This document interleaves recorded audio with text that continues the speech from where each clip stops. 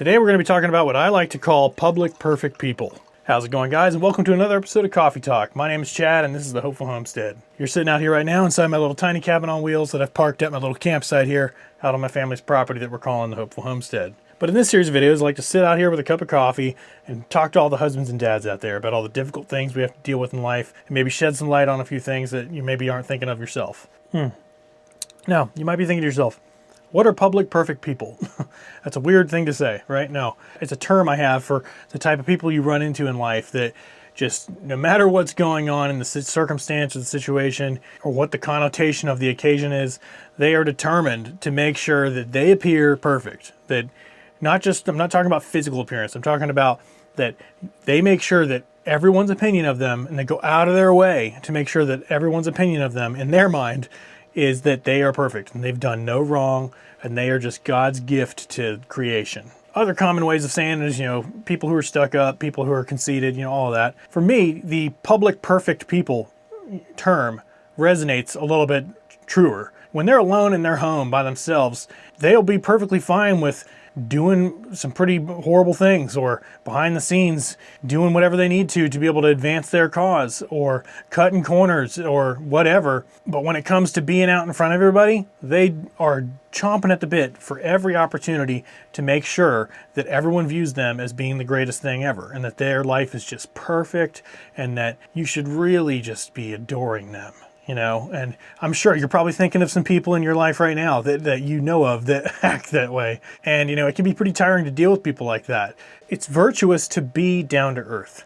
If you can go about life with all your interactions with everyone, being down to earth and making sure that they know that you are completely comfortable with them as they are. The whole come as you are mantra means a lot to me and my wife. I want someone to know that they can come over to our house and feel at home, let their hair down, relax, and not feel like they're being judged in any way. Because guess what? When you're a public perfect person, all you're doing is projecting to others that you're judging them.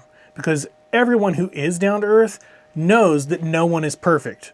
That behind closed doors, everyone makes mistakes, and even out in front of people make mistakes. And so pretending to be perfect and pretending like your life is devoid of any mistakes or wrongdoing, it projects to people that you're either clueless and you live in the clouds and you're just completely clueless and have no idea of the things you do wrong. And I guess there's some people like that, but I think more often than not, these public perfect people are very aware of their flaws and they're hiding them and they're trying to project perfection to everyone as a sort of maybe a mechanism of self-defense or validation to themselves. And all that ends up doing is for everyone else in the room who's a regular down-to-earth person, you immediately know that public perfect person is judging you and judging everything you're doing, and will be quick to point out the things that are wrong in your life because it helps make them look more perfect, right? Make sure you're not the public perfect person. We all make mistakes, and I'm sure sometimes, even if you don't intend to be that kind of a person, sometimes you might say something or it might come out the wrong way in conversation,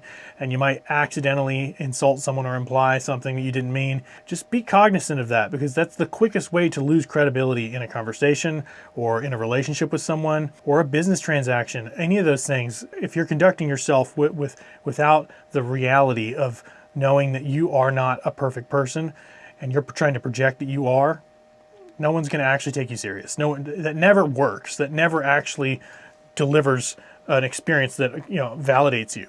All it'll do is make sure that people don't like you. Be the person that people can take refuge in, that can find respite in and relax. And then you'll be the person that people can trust and people can love. And then when it comes time that you're in need, those people will be there for you. But all right, guys, thanks for watching this video all the way through if you did. Again, my name is Chad. This is the Hopeful Homestead. If you feel like sticking around, I got a video right here that sort of plays into this a little bit. It's all about making sure you're not a well-actually person. So go click on that video and I'll see you over there in a minute. Thanks for watching, guys.